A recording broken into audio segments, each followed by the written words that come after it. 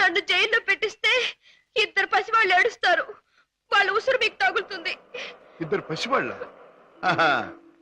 అయితే నీ కట్టుకథ చెప్పి నన్ను తప్పించుకుందాం అనుకుంటున్నావా? కథ కాదు సార్, నిజం. దేవుడు తోడు. వాళ్ళని పెంచడం కోసమే నేను ఈ వేషాలు వేసేది. నువ్వు చెబుతున్న మాటలు వింటుంటే నాకు నిజమే అనిపిస్తుంది. అయినా చూడు, నేను వకీల్ని. సాక్ష్యాలు లేదే దేన్ని నమ్మను. చూపిద్దు గాని పద. బాబు, పాపా, ఇదిగో మీకు బిస్కెట్స్ తీసుకోండి. బాబు, పాపా, బాగా చదువుకుంటున్నారా? పాపా, అల్లరి చేయకుండా బుద్ధిగా ఉంటున్నావా? మమ్మీ మమ్మీ డాడీ ఎక్కడా? డాడీ చాలా దూరంలో ఉన్నారు. ట్రైనింగ్ పూర్తయిన వెంటనే తప్పకుండా వచ్చేస్తారు. త్వరగా రమ్మని ఉత్తరం రాయి మమ్మీ. తప్పకుండా రాస్తాను. టైం అయిపోతుంది, వెళ్ళండి. సీత, ఆ పిల్లలు దురదృష్టవంతురాలైన మా అక్క పిల్లలు. ఒక మగవాడిని నమ్మి ఇద్దరు బిడ్డలకు తల్లయింది. ఆ తర్వాత అతను మోసం చేశాడు. తట్టుకోలేని అక్క ఆత్మహత్య చేసుకుంది. అమ్మను కాకపోయినా ఆడ మనసు గల నేను వాళ్ళ బాధ్యత అందుకున్నాను. మాట రాగానే అమ్మ అనే వాళ్ళ పిలుపుకి తల ఊపాను. తల్లినయ్యాను. లోకంలో చెడుకి పాపానికి దూరంగా పువ్వుల్లా వాళ్ళు పెరగాలని ఇక్కడ చేర్చాను. వాళ్ళ పెంపకం కోసం, ఖర్చుల కోసం తప్పనిసరిగా బాబాయ్తో చేరి మోసాలు ఆరంభించాను. సీత, నీ లక్ష్యం చాలా ఉన్నతమైంది. అది సాధించటానికి అడ్డదారులు దొక్కక్కర్లేదు. ఏదైనా ఉద్యోగం చేసుకోవచ్చుగా? బాబుగారు, నేను ఎస్ఎల్సి చదివాను. ఉద్యోగం చేయాలనుకున్నాను. కానీ ఆడపిల్ల దీనంగా ఉద్యోగం అడిగితే ప్రతివాడికి మొదట తట్టేది తప్పుడు ఆలోచనే. ఉద్యోగం కోసం పాడయి డబ్బు కోసం పతనం అవటం కంటే మోసం చేయటమే మంచిదనుకున్నాను. సీత, నీ లక్ష్యం తెలిసాక నీ మీద నా గౌరవం పెరిగింది. అందరి మగాళ్ళలాగే నువ్వు నన్ను అంచనా వేయకపోతే నీకు నేను ఉద్యోగం ఇస్తాను. మీరు ఉద్యోగం ఇస్తారా? అవును, నేను లాయర్ని. నువ్వు నా సెక్రటరీగా ఉండొచ్చు. అంతేకాదు, మీ బాబాయ్ కూడా నా ఆఫీసులో బాయ్గా ఉండొచ్చు. దొంగరాముడు, హాయిగా జేబులు కొట్టుకుంటూ 3 జేబులు 6 పరసలుగా ఉండే నీ బ్రతుకు ఇలా తెల్లవారిందిరా. పైగా కాకి డ్రెస్ ఒకటి అస్తమానం పోలీసులు జ్ఞాపకం రావడానికి. I'm very sorry for you man. నువ్వు ఆఫీసులో చేయవలసిన పనులేమిటో చెప్తాను. చెప్పండి బాబు. నో బాబు అండ్ గీబు. You must say boss. అలాగే boss. Good, very good.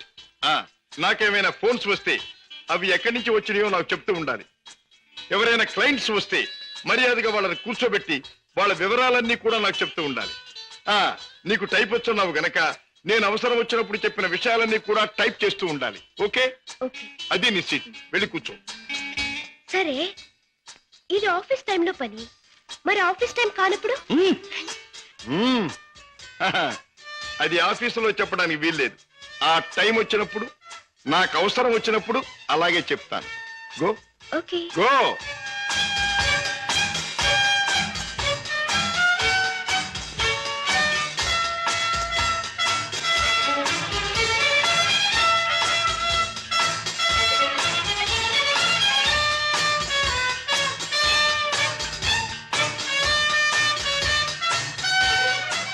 As per the proceedings and dictations of the court, it has been clearly understood that... Hello? Hi, Kishore! Congratulations, congratulations! నాకు మేనల్లుడు పుట్టాడు. ఇప్పుడే వచ్చేస్తున్నాను. Okay okay. ఒరే అల్లుడు, మేనల్లుడు, నా ముద్దుల మేనల్లుడు. ఇదిగోరా, నువ్వు వాడుకోవడానికి బొమ్మ తెచ్చాను. పోనీ టైల్. ఇదిగో రైలు ఎక్కి ఎక్కడికైనా వెళ్ళిపోవచ్చు. చూసావా పద్మ, అల్లుడికి ఆడుకునే వయసు రాకుండానే ఎన్ని బొమ్మలు తీసుకొచ్చాడు అన్నయ్య. అన్నయ్య, ఏమిటమ్మా నువ్వు అసలు వాడికి ఇవ్వాల్సింది ఇవి కావు. మరిచ్చేది ఏమిటో చెప్పమ్మా. ఎంత కష్టపడైనా సరే తీసుకొస్తాను. ఒక బుల్లి పెళ్ళాన్ని. వెళ్ళన్నా అన్నయ్య, ఏమిటమ్మా? డాడీ ఊళ్ళో లేరా? ఆయన సంగతి నీకు తెలుసు కదమ్మా. ఏదో లాంగ్ టూర్ కానీ స్టేట్స్ కు వెళ్ళారు. తాతగారు అయ్యారని నేనే టెలిఫోన్ లో చెప్పాను. ఓకే అమ్మ, టైం అయింది, వస్తాను. కిషోర్, నా చెల్లెలి కాపురాన్ని చూస్తుంటే నాకెంతో ఆనందంగా ఉంది. ప్రేమించే భర్త, ముద్దొచ్చే బిడ్డ, చక్కని ఇల్లు, ఇంతకంటే ఏం కావాలి? నువ్వు పూల్లో పెట్టి చూసుకుంటున్నావని కూడా తెలిసింది. I'm really very very happy. బావా, పద్మం చేసుకున్నాక నా జీవితంలో పెద్ద మార్పు వచ్చింది. ఆస్తి, అంతస్తు అన్నీ పెరిగాయి. గుడ్ కిషోర్, పుట్టిన బిడ్డ వల్ల కూడా నీకు మరింత అదృష్టం కలిసి రావాలి. I wish you all the best. పెద్దయ్య గారు, పద్మమ్మకి మగబిడ్డ పుట్టాడు. తెలుసు, రాజా ఫోన్లో చెప్పాడు. బుల్లిబాబు ఎంతో ముద్దుగా ఉన్నాడు పెద్దయ్య గారు. పద్మమ్మ బాబుకి మీ పేరే పెట్టుకుంది. అవునయ్య గారు, మీరెక్కడున్నా ఆ పసివాళ్ళలో మిమ్మల్ని చూసుకోవచ్చని మీ పేరే పెట్టిందట. రామయ్య, అయ్యా. ఇదిగో ఈ డబ్బుతో బాబు కావాల్సినవన్నీ కొని తీసుకెళ్ళు. అలాగేనయ్యా. ఇదిగో తాతయ్య పంపించాడని చెప్పు. అలాగేనయ్యా.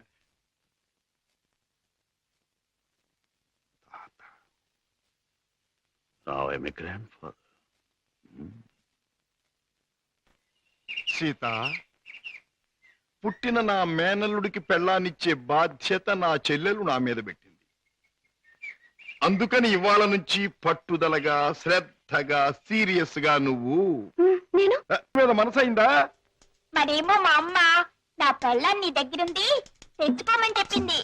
ఓహో, నీ పెళ్ళామా? నా పెళ్ళాన్ని నాకు ఏమోయ్యా, నేను ఆడుకోవాలి. ఒరేయ్ ఒరేయ్, ఆ టైప్ కుడుతుంది అమ్మాయి, బాగుందా? అదే నా పెళ్ళం, అంత పెద్ద పెళ్ళం వద్దుకో. ఏరా, ఇంత పెద్ద మామయ్యకి ఎసరు పెట్టేటట్టున్నావు. ఆ అమ్మాయి నీ పెళ్ళాం కాదురా. ఆ అమ్మాయిని అడిగితే నీకు పెళ్ళాన్ని ఇస్తుందా? చలో చలో. ఏ అమ్మాయి? ఏం బాబు, ఏం కావాలి? చాక్లెటా? కాదు, పెళ్ళం కావాలి. ఎక్కడ తెచ్చా? పెళ్ళావా? అవును, మావి చెప్పాడు.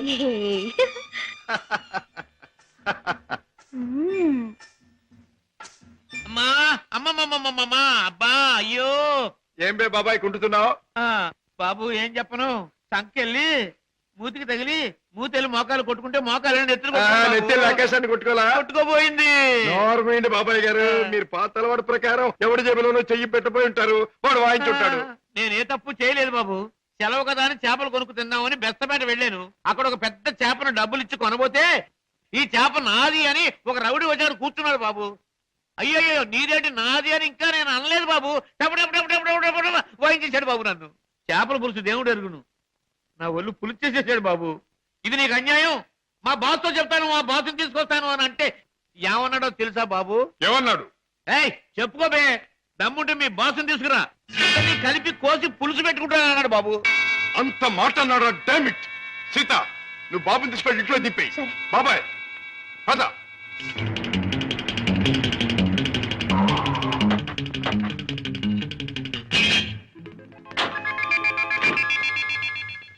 అక్కడే సార్ వాడు నన్ను పట్టు కొట్టింది. పద. సార్ సార్ సార్ నాకు భయంగా ఉంది సార్, నేను కారులో ఉంటాను సార్. నేను వింటున్నాను కదరా, పద. అయ్యో అయ్యయ్యో, ఇప్పుడే కదా సార్ తన్నాడు. బాబు బాబు బాబు కదా నా బాబు. వీరికి సన్నాసి. 5 రూపాయలమ్మా. ఇదిగో, ఇక్కడ రౌడీ నాకు లేవడు. ఆడితో ఎందుకు బాబు గొడవ? మీ దాడి మీరు వెళ్ళిపోండి. పెడతాను కానీ వాడు ఎక్కడున్నాడో చెప్పండి. ఇక్కడే ఉన్నాను బే.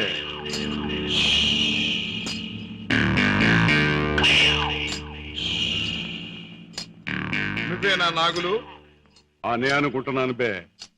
బే, ఇది నీకు అలవాటా బే? ఆ? అన్యాయంగా మనుషుల్ని కొట్టడం నేరమని నీకు తెలుసా? పేద రీతులు నాతో చెప్పక. నేను చేసిన పని నాకు న్యాయమే అనిపిస్తుంది. న్యాయం అని నీ ఇష్టం వచ్చినట్లు ప్రవర్తిస్తే చట్టం శిక్షిస్తుంది. చట్టం, శిక్ష, నేరం ఇవన్నీ మనకు అనవసరం. సముద్రం లాంటి ఈ పేటలో మనం తిమింగలం. దమ్ముంటే తెలుసుకున్నారా? లేకపోతే నోరు మూసు తలంచూపో. అంతేగాని ఈ నాగులు గారి దగ్గరకు వచ్చి రూల్స్ గిల్స్ అంటే తల మీద బొమ్మిడలు ఏం చేయగలరు? మన గురించి కావాలంటే ఈ పేటలో ఈ సన్నాసినే అడుగు.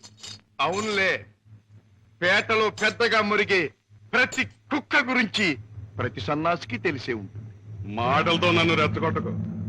బొస్సు కొట్టేయగలను. కొట్టక కూరలు పీకేయగలను. అంత మునగడివా?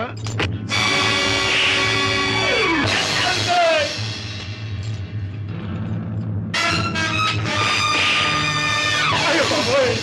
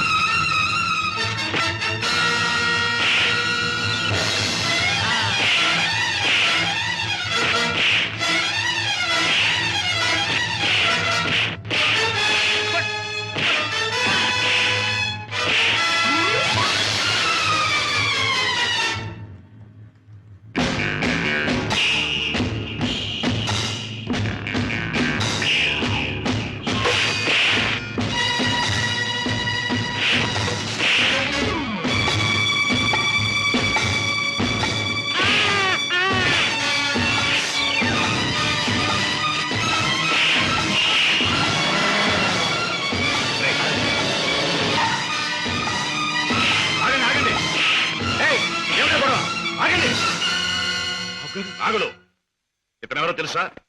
నా కన్న కొడుకు, నా ప్రాణానికి ప్రాణం. ఈ బాబు గారు మీ అబ్బాయా? నాకు నిజంగా తెలియదు బాబు. తెలుసుంటే చేయెత్తకపోదును, మాట తొలగపోదును. నన్ను మన్నించండి బాబు. ఏం నాన్నగారు, ఈ నాగులు మీకు తెలుసా? తెలుసు అంటే మీ నాన్నగారు నాకు తెలియపోటేంటి బాబు. ఒకప్పుడు గ్యాలంలో చిక్కున్న చేపలాంటి నన్ను బయటికి లాగి తిన్నెట్టి బతికించారు. ఇది నాకు దేవుడితో సమానం బాబు గారు. రాజా పెడదాం పద. రాజాబాబు, ఏ నాగులు, ఇక నుంచి ఈ నాగులు మీ నమ్మిన పంట అనుకోండి. కట్టం వచ్చినా కన్నీరు వచ్చినా ఈ నాగులున్నాడనే సంగతి మాత్రం మర్చిపోకండి బాబు. నాగులు, ఇక నుంచి అమాయకుల మీద చేసుకోవటం కష్టపడి సంపాదించి బ్రతకటం నేర్చు. అలాగే బాబు. కమాన్.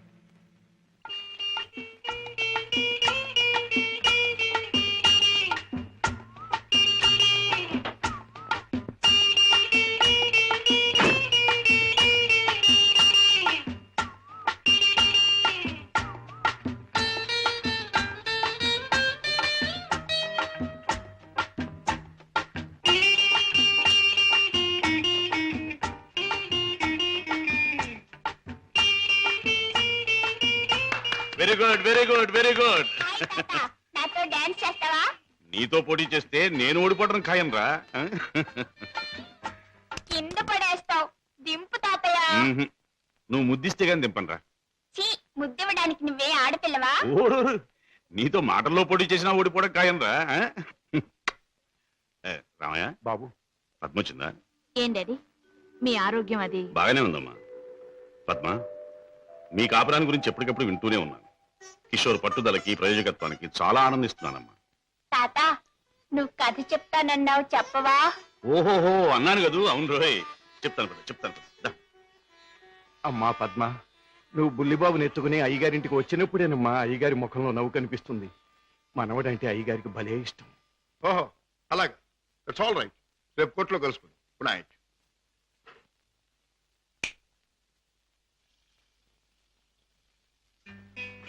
డాడీ, ఇలా వచ్చారేమిటి? అయిపోతున్న వయస్సు, అలసిపోయిన మనస్సు మనిషికి గమ్యం దగ్గర పడుతుందని తెలియజేస్తాయి కదా. అలాంటప్పుడు మిగిలిపోయిన కోరికలన్నీ త్వరగా తీర్చుకోవాలని ఆశపడతాడు మనిషి. It's natural. అవునా? మీ మనసులో ఉన్న కోరిక ఏమిటి? తాజా చీకట్లో ఒక చిన్న దీపం ఎంత వెలుగునిస్తుందో, ముసలితనంలో ఒక పసివాడు తాత అని పిలిస్తే అంత ఆనందం కలుగుతుంది. కళ్ళకు వాడంత వెలుగవుతాడు అని రామయ్య తరచూ చెబుతుంటాడు. అప్పుడు మీరేమనేవారు? నేనా? నిజమేనని ఒప్పుకునేవాడిని. రాజా, అనుక్షణం బిజినెస్ వ్యవహారాల్లో పడి కన్నబిడ్డలకు జరపవలసిన ముద్దు ముచ్చట్లు మర్చిపోతున్నానేమో అనిపిస్తుంది. అందుకే పద్మ తన పెళ్లి తాను చేసుకుంది. ఆ పెళ్లి కళ్ళారా చూసి అదృష్టం పోగొట్టుకున్నాను. కానీ రాజా, నీ విషయంలో మాత్రం అలా జరగదు. నీ మనసులో ఎవరైనా ఉంటే చెప్పు, నేను అభ్యంతర పెట్టను. మనస్ఫూర్తిగా ఒప్పుకుని దీవిస్తాను. Thank you daddy, thank you. Good night. Good night. అవును బాస్, ఆ రంగయ్యని మీరు ఎలాగైనా రక్షించాలి. అసలు ఆ రంగయ్య ఎవరు? మా ఇంటి దగ్గర ఉండే టాక్సీ డ్రైవర్. మనిషి ఎంతో మంచివాడు, అమాయకుడు. చెయ్యని నేరానికి అన్యాయంగా జైలు పాలయ్యాడు. అతని మీద ఆధారపడ్డ అతని కుటుంబం అంతా చాలా బాధపడుతున్నారు. బాస్, మీరు ఎలాగైనా రక్షిస్తే వాళ్ళ కుటుంబానికి సాయం చేసిన వాళ్ళు అవుతారు. అలాగే సీత, ఈ కేసు నేను టేకప్ చేస్తాను. నేరస్తుల్ని శిక్షించడమే కాదు, అమాయకుల్ని రక్షించడం కూడా న్యాయవాదుల బాధ్యత, కర్తవ్యం. It's my duty. రంగయ్య, తప్పు చేయని వాడు దేనికి భయపడక్కర్లేదు. నీకు జరిగింది ఏమిటో చెప్పు. చెబుతాను బాబు, చెబుతాను. బెస్తపేటలో ట్యాక్సీ పెట్టు కూర్చున్నాను. ఇంతలో ఓ పెద్ద మనిషి చేపల గంప డిక్కీలో పెట్టించి ట్యాక్సీ ఎక్కి కూర్చున్నాడు.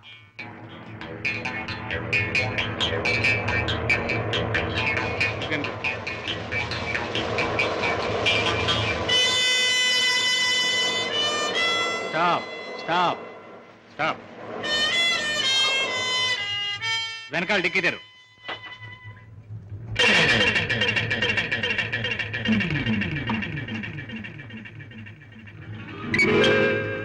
ఈ చేపల గంప ఎవరిది? నాది కాదు సార్, ట్యాక్సీలో వచ్చిన వారిదండి. అలాగా.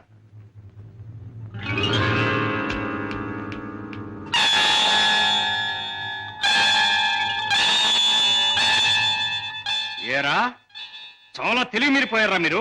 నాకేం తెలియదు సార్, ట్యాక్సీలో ఉన్న పెద్ద మనిషిదేనండి. ట్యాక్సీలు ఎవరు లేరు సార్. దొంగ వెధవ, పోలీసులు కళ్ళు కప్పి బంగారం రవాణా చేస్తావా? పట్టుబడగానే లేని పెద్ద మనిషి పేరు చెబుతావా? నీ సంగతి, నీ ముఠా సంగతి తెలుస్తాను. అలా తప్పు చేసినాడు, తప్పించుకున్నాడు. నేను జైలు పాలయ్యాను.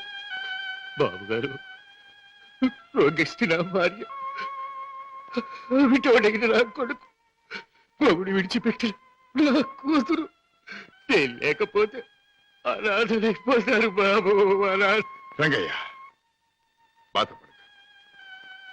నేరస్తుడు తప్పించుకుపోలేడు. అన్యాయంగా చట్టం చేతిలో ఎరుకున్న నిన్ను నేను కాపాడతాను. నీ ట్యాక్సీలో ఎక్కిన మనిషి ఎలా ఉంటాడు, ఏమేం మాట్లాడాడు, అవన్నీ చెప్తావా? టాక్సీ వస్తావా? నా పేరేం ట్యాక్సీ కాదయ్యా. నీ పేరు ఏంటో తెలుసుకునే టైం లేదు నాకు. వస్తావా లేదా? అయ్యయ్యో, ఉండవయ్యా, రావటానికే కదా ఉన్నాం. అయితే మీరు ఆ బొట్టు తీసుకెళ్ళి దిక్కులు పెట్టు.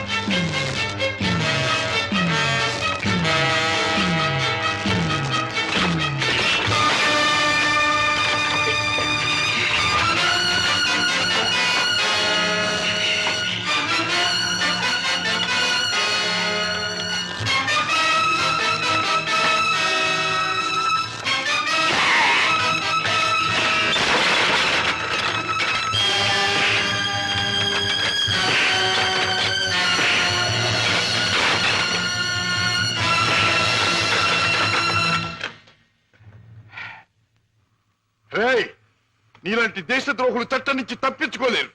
నీలాంటి దుర్మార్గులు ఈ స్మగ్లింగ్ నేరాలు చేస్తూ ఉంటే పాప అమాయకులు శిక్షించబడుతున్నారు. నువ్వు చేసిన వెధోపరికి పాప టాక్సీ డ్రైవర్ జైలు పాలయ్యాడు. పెద్ద దేశభక్తునంటూ నేరస్తులను పట్టుకుంటాను, దేశద్రోహులు శిక్షిస్తానని కబుర్లు చెప్పే నీ ఇంట్లోనే ఉన్నాడు పెద్ద దేశద్రోహి. ఏమిటో మీ నాన్న ఒక పెద్ద స్మగ్లర్ చేస్తాం.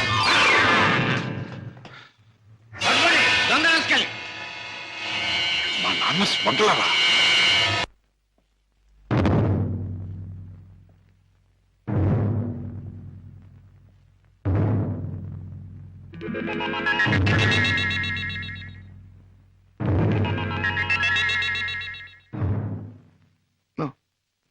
నేను నమ్మలేను.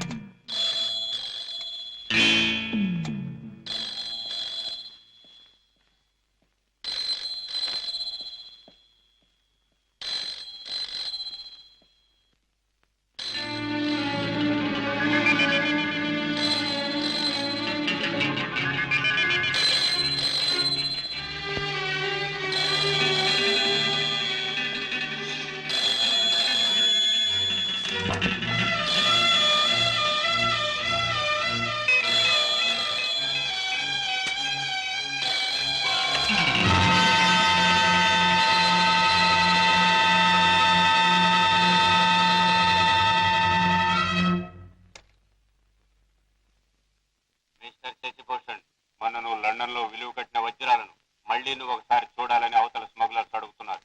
కనుక రేపు మళ్ళీ నువ్వు బయలుదేరాలని బాస్ చెప్పారు.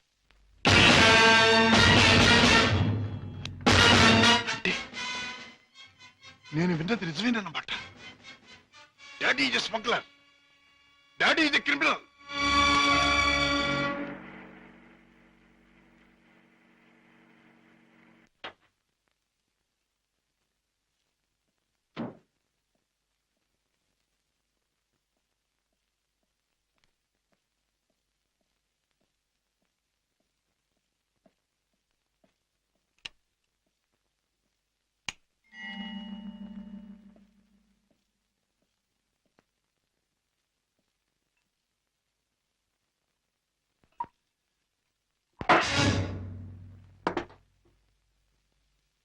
నాకు పోయండి రాజా. అవును, తెలిసిన నిజాన్ని తట్టుకోవాలంటే తాగక తప్పదు. తప్పనిసరిగా నీతో తాగించి ఆ తెలిసిన నిజాలేమిటి? నీకు తెలియదంటారా? నీకేం తెలిసిందంటాను. ఏనాడో తెలియవలసింది, లేదా ఎప్పటికీ తెలియకూడంది తెలిసింది. నేను దండం పెట్టే దేవుడు దారుణమైన రాక్షసుడని తెలిసింది. నాకు అన్నం పెట్టి చేయి అన్యాయంతో చేయి కలిపిందని తెలిసింది. రాజా. అవుండే, మిమ్మల్ని గురించి భయంకరమైన నిజం ఒకటి తెలిసింది. మీరు చేసేది స్మగ్లింగ్ అని తెలిసింది. మీరు నేరస్తులని తెలిసింది. తెలియగానే నేను నమ్మలేదు. ఇప్పటికీ నమ్మాలంటే నా మనసు ఒప్పుకోవటం లేదు. అందుకే మీ నోటి వంటి మీ మాటగా మీరే చెప్పండి డాడీ, మీరు నేరస్తులేనా? చట్టం దృష్టిలో దోషులేనా? మీరు చేసేది సంఘానికి దేశానికి ద్రోహమేనా? చెప్పండి డాడీ, చెప్పండి. మై డియర్ బాయ్, నీకు తెలిసిందంతా నిజమే.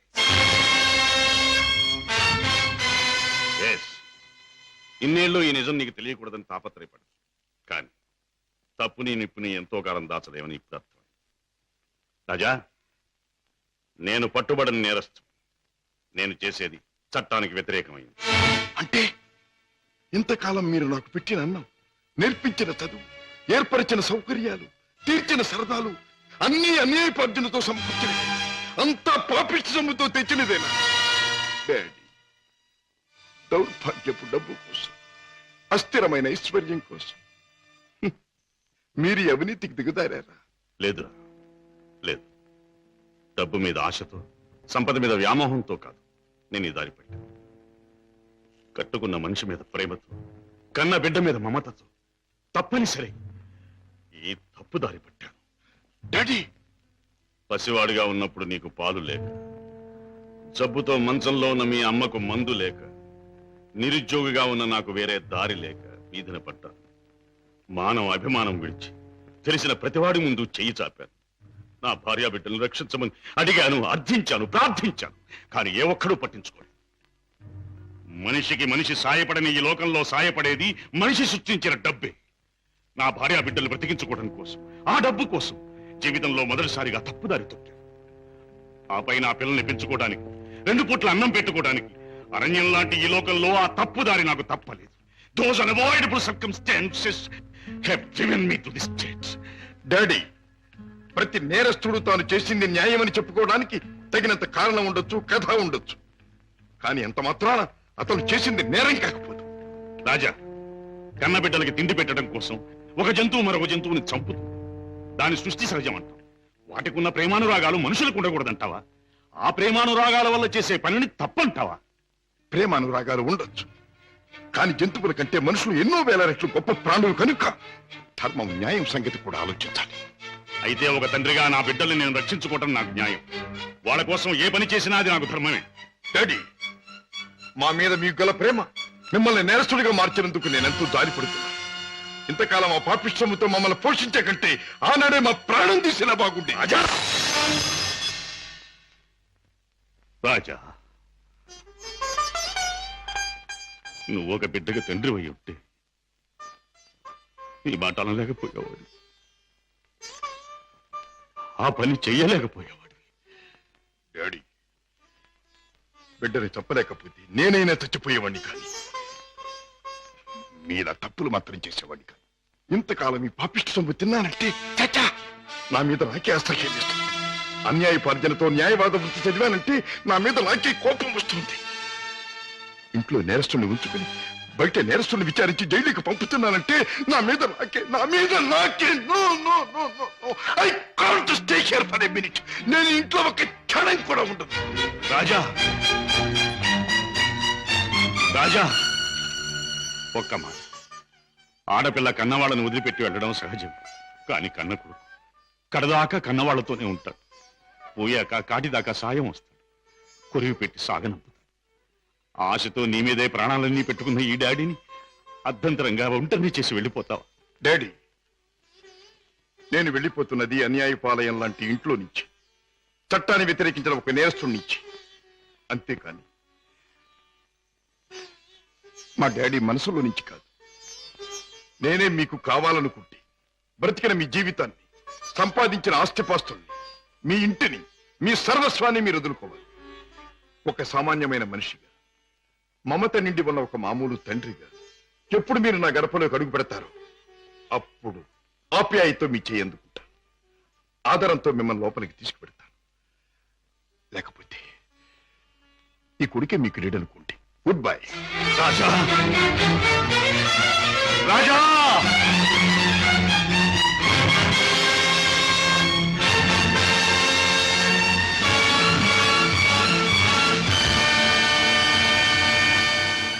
రాజును చెప్పేది మీ నాన్నగారు స్మగ్లర్స్ బుట్టాకు సంబంధించిన వారా? అవును సీత, ఈ విషయం నాకు తెలియకుండా నా ప్రాణం పోయినా బాగుండేది.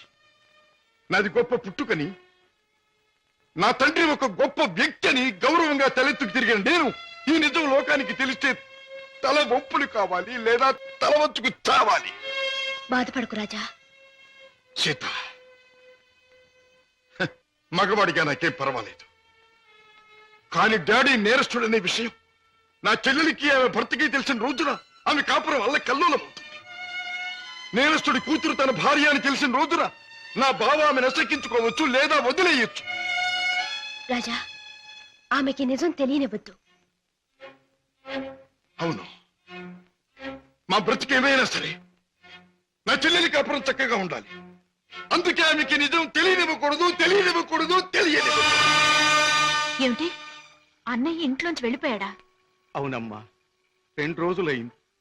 అప్పటి నుంచి పెద్దయ్య గారు తిండి కూడా మానేసి తన గదిలో కూర్చుని కుమిలిపోతున్నారు. ఏం జరిగింది రామయ్య? అసలు గొడవ ఎందుకు వచ్చింది? నాకు తెలియదమ్మా. ఇద్దరూ గదిలో ఏదో గొడవ పడ్డారు. రాజాబాబు తనే పోతానన్నాడో పెద్దయ్య గారు పొమ్మన్నారో నాకు తెలియదమ్మా. బాబేడి? తాతగారు, నువ్వా బాబు? రా, కూర్చో. నువ్వైనా వచ్చావు, సంతోషం. మా ఎండిపోయాడా? ఎందుకని? నువ్వు కోపడ్డావా? లేదు బాబు, వాడే నన్ను కోపడి వెళ్ళిపోయాడు. ఉండమని ఏడ్చినా ఉండలేదు. ఏమిటి డాడీ, అన్నయ్య ఎందుకు వెళ్ళిపోయాడు? మిమ్మల్ని ఎందుకు కాదనుకున్నాడు? కాదనుకున్నది వాడు, వెళ్ళిపోయింది వాడు. ఈ ప్రశ్న నన్ను కాదమ్మా అడగాల్సింది, వాణ్ణి. చూడమ్మా, మీ అమ్మ చనిపోయినప్పుడు మీ ఇద్దరిని చూసుకుని బతికాను.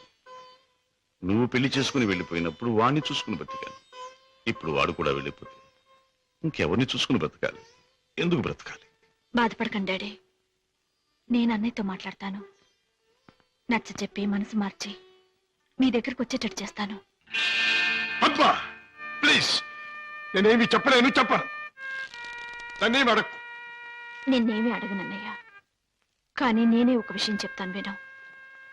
అమ్మ పోయాక మళ్ళీ పెళ్లి చేసుకుంటే సవతి తల్లి మనల్ని సరిగ్గా చూడదని మళ్ళీ పెళ్లి చేసుకోవడం మానేశారు ఆయన. తల్లి లేని లోటు పెంపకంలో తెలియకూడదని తనే తెల్లై మనల్ని పెంచారు. పెరిగొస్తున్న మనమే తన సర్వస్వం అనుకున్నారు. ఇలా జీవితంలో ఎంతో త్యాగం చేసి ఎన్నో సుఖాల్ని పోగొట్టుకున్న మన డాడీ ఈ రోజు నువ్వు ఇల్లు విడిచిపెట్టరాగానే ఎంత కుమిలిపోతున్నారో తెలుసా? అన్నయ్య, ఈ వయసులో ఆయన ఎందుకు బాధ పెట్టాలనుకుంటున్నావు? ఎందుకు ఒంటరివాణ్ణి చేసి శిక్షించాలనుకుంటున్నావు? ఎందుకు ఆయన గుండెల్ని గాయపరచాలనుకుంటున్నావు? ఎందుకన్నయ్యా, ఎందుకు? పద్మా, నీ మాటలతో నన్ను వేధించ. వెళ్ళిపో. వెళ్తానన్నయ్యా, వెళ్తాను. కానీ ఒకటి మాత్రం గుర్తుంచుకో, కారణం ఏదైనా దైవం లాంటి డాడీని బాధ పెట్టడం మాత్రం పాపం అన్నయ్య, పాపం.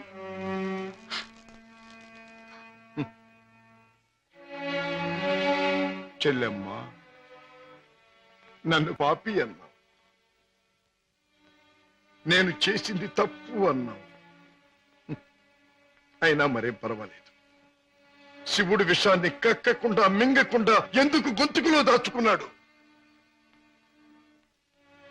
అది మాత్రం గుర్తుంచుకో. వెళ్ళమ్మా, వెళ్ళు. అవును డాడీ, ఎంత అడిగినా వెళ్ళిపోవడానికి కారణం మాత్రం